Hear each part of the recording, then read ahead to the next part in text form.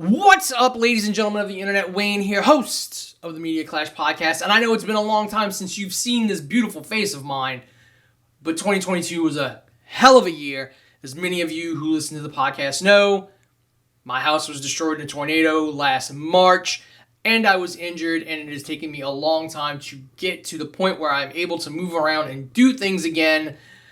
But here I am, and hopefully we will be back on track to do more content for you once again. In 2022, as I spent most of the year immobilized and sitting in this temporary home I am in right now, as you can see with this makeshift set behind me, I bought a lot of toys.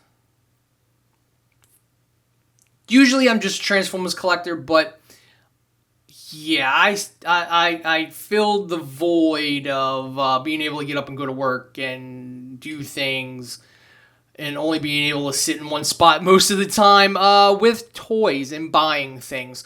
So this video here is going to be my favorite toy buys of 2022. Now, all of these did come out in 2022.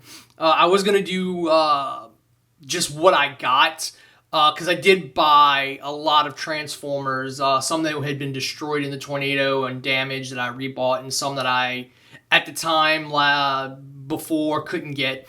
But I figured, after I wrote the list, most of this stuff is all from this past year. So we will go with my favorite toy pickups of 2022. Number 5 on my list of favorite toys that I picked up in 2022, the Gundam Robot Spirits 8th MS Unit figures. The Goof Custom, the 2 Ground Gundams, the Jungle Type Zaku 2, the accessory packs with the hover truck and all of that in it. And hopefully within the next couple of months, the Easy 8 will be released and my set will be complete. 8th MS Team is my favorite Gundam series, set in my favorite timeline of the Universal Century. And these figures are absolutely amazing. I'm not one for putting together the models. I have put them together before in the past, but they've never kind of lived up to what I wanted them to be. Because I'm not very artistic. I don't, do detail and paint and things like that. So they just kind of look bland.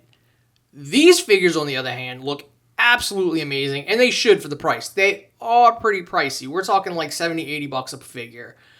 But they're highly articulated, come with tons of accessories. These, once I have a display case, will be put in a nice little diorama setting, and I will just move them around all the time and set up different battles and stuff. They're absolutely great. Number 4 on my list, we're sticking with Gundams, but this is the Gundam Universe action figures, namely the Zabi from Char's Counterattack. And I picked up another new Gundam because the tornado broke his wing funnels off of the figure, so I picked up another new Gundam to go with it. And again, just like the Robot Spirits, these are a little less articulated, but they're pretty awesome interpretations of the main 2 suits from the series. And the Zabi's amazing. It's nice, it's big, it's chunky. They're in scale with one another. And these 2, along with the other ones I have, hopefully they come out with a Goof Custom for 8th MS Team, because there's an Easy 8, and then I have Char, Zaku, and Amuro's RX-78-2.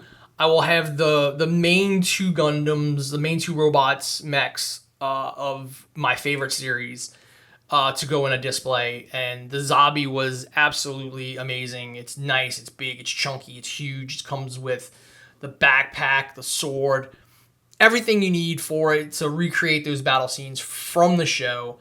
It's absolutely amazing. Number 3 on my list, I know what you're thinking when you're going to hear this. It's like, how is this number 3 and not number 1? Number 3 on my list is Transformers Legacy Collection. I really love the entire Legacy line, all the mainline stuff.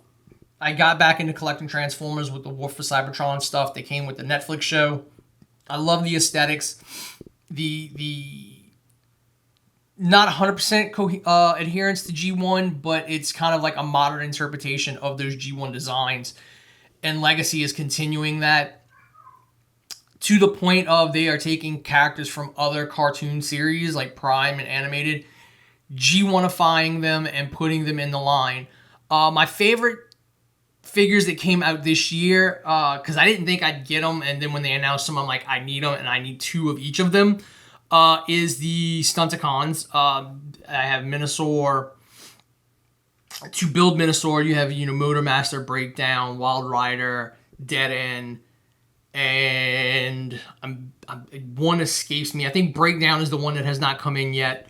Wild Rider was the Ferrari. Dead End was the Porsche. Dragstrip, that's it. Dragstrip. So I have 2 of each for the collection. One will be in combiner mode as Minosaur, and the others will be standing individually in the collection. Also, one of my favorite figures that came out this year for Legacy was Shattered Glass Flame War. I wasn't a big fan of Prime RC's bike mode, and they've been a few different motorcycles in the line this past year, and Flame War is the best out of all of them with the flame paint job. She comes with the Battle Master that looks like the pterodactyl. It kind of is supposed to be her bow and arrow. But the paint job on it is really what sells it, the head sculpt. It's an awesome figure, and I love that the line is putting out female characters that go along with it to fill out the line. But then the figure that sticks out to me from Legacy that came out in 2022 is the Skids that came out right after the tornado destroyed the house. And what also makes it special is friend of the channel and friend of mine, Robbie Musso. The one that I have 2. I have one that I'm going to open up and display with the rest of my figures, and I have one in the box that is signed. And these figures were the first thing delivered to what remained of the house. We were still literally within like the first few days of cleaning up what was left of the house, and UPS came and dropped them off. I took a picture of them and I sent them to Robbie, and I'm like, look what just got delivered. So they kind of have Skids kind of has a special place in my heart now for that reason. And I'm so glad that Robbie signed one of them, and the other one will be opened up and put in my loose collection when I have a permanent place for them in the new house. Number 2 on my list is something I didn't think I was going to get this year. I had been watching them, and I had them like in my cart. They would go in and out of my cart on Big Bad Toy Store, and I didn't know if I wanted to spend the money on them, and then I ended up spending the money on them because some of the figures came back in stock. It's going to be the Valaverse Action Force line. More specifically, I have the Swarm figures and a Steel Brigade figure that I bought this year. I have 2 Swarm Troopers, a Swarm Sentry, and a Swarm Scarab. They look awesome. Those character designs are great. The Steel Brigade designs that they have they're gorgeous. I didn't know that this was a throwback to the old G.I. Joes, the mail-ins that you could basically send in your information and they'd send you back a printed out card that you would have your own G.I. Joe. It would just be this trooper and you could make up all the stuff for it. So I have this Steel Brigade figure, and I have a Infinity War Captain America head from a figure that I bought from Travis over at Omega Toys and Comics, and it kind of looks like me. So I popped the head off, put the cap head on, and it's me. So it's me as Steel Brigade. I had been looking for figures to kind of help me plot out some different versions of some stories I've been writing, and when I saw these, I'm like, I need them. This is to do this, and so I bought them, and they're great. They are highly articulated. The guns that come with them are like exact replicas of real world guns, so none of this futuristic stuff that G.I. Joe Classified is using and doing now. They are adding, the next wave is all females. So I have another Steel Brigade coming in, and I got to find a custom head. I'm going to make it my wife, so that I can go along more with the stories I'm writing for the book. And yeah, they're awesome. The company is great. They are just a startup, Bobby Valla, who used to work for Hasbro. So I can't wait to see what else he does. He's been hinting at a lot of stuff coming in 2023, and I cannot wait. So yeah, that is my number 2 pickup of the year. Number 1, these are not really action figures, but they are toys, and they are quite expensive, considering. But after with the tornado, our cars were also destroyed, and so what we did was we went and bought the executive producer another Dodge Challenger and me a 2013 Corvette. We replaced my 2013 Camaro with a 2013 Corvette. They basically rounded out to about what I paid for the Camaro originally is what I ended up paying for this.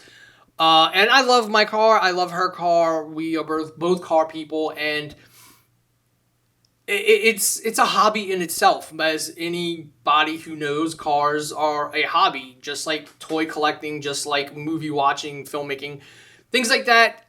And I love these two. We're both muscle car people, and the C6 Corvette is definitely the muscle car version of the Corvette. And I love it to death. It has given me issues since I bought it. I will never recommend the place that I bought this car from to anyone at all, because the car did come with some issues. Lessons to everyone: do not buy a car completely online. Definitely test drive and see the car before you buy it. But I will make it amazing, and it will be amazing. And it will be on the channel or the side channels. Still not sure how I'm going to do that. But yeah, that's it. That is my list of best favorite toy pickups of 2022. What were your favorite pickups? What did you get in 2022 that you were really happy that you got?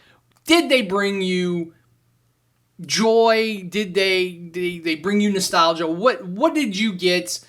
What did you acquire in 2022 that you look back on and go, I am glad I got that? So until next time, I'm Wayne, host of the Media Clash podcast, and I will see you later.